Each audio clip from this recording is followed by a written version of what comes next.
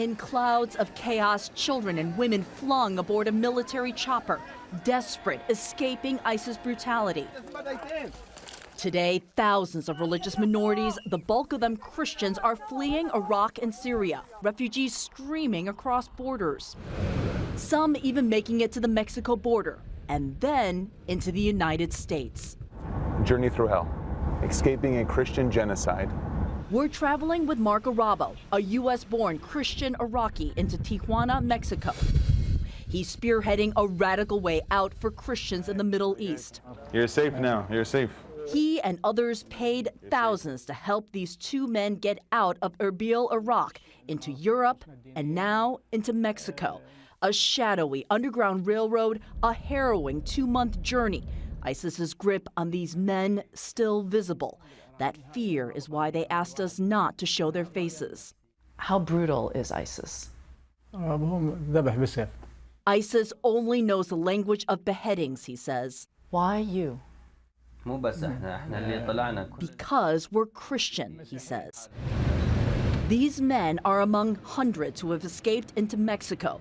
Once in Tijuana, they head to the border and enter the U.S. by applying for asylum. U.S. officials worry terrorists, including ISIS militants, could follow that same path to America. U.S. Immigration and Customs Enforcement would not directly address the Underground Railroad, but release this statement saying it would bring to justice individuals who compromise the integrity of our asylum system, potentially putting our country's security at risk. What do you say to what ICE says about the security issue? Our national security should be number one, without a doubt.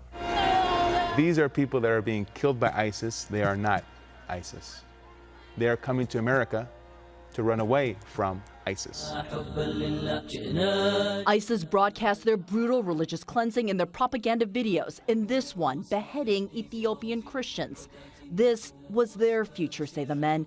ISIS marked their homes with this red Arabic letter proclaiming them Christians. The people are being raped, they're being beheaded, they're being massacred. Little girls are being kidnapped. Arabo gathered a list of names, more than half of them children. These are 70,000 innocent Christians and Yazidis, Chaldean Catholics, Syrian Christians. He pounded the pavement in D.C., begging for airlifts and for visas into America. We've done everything we can. We've met with the president. We've met with Vice President Biden. We've spoken to the State Department. Nothing works. And if the president won't act, if Congress won't act, then I'm going to act. We've since heard from the two men who we interviewed in Mexico. They walked to the U.S.-Mexico border. They turned themselves in to U.S. authorities requesting asylum. They've since been released to their families in San Diego, and their case is now with U.S. Immigration Court.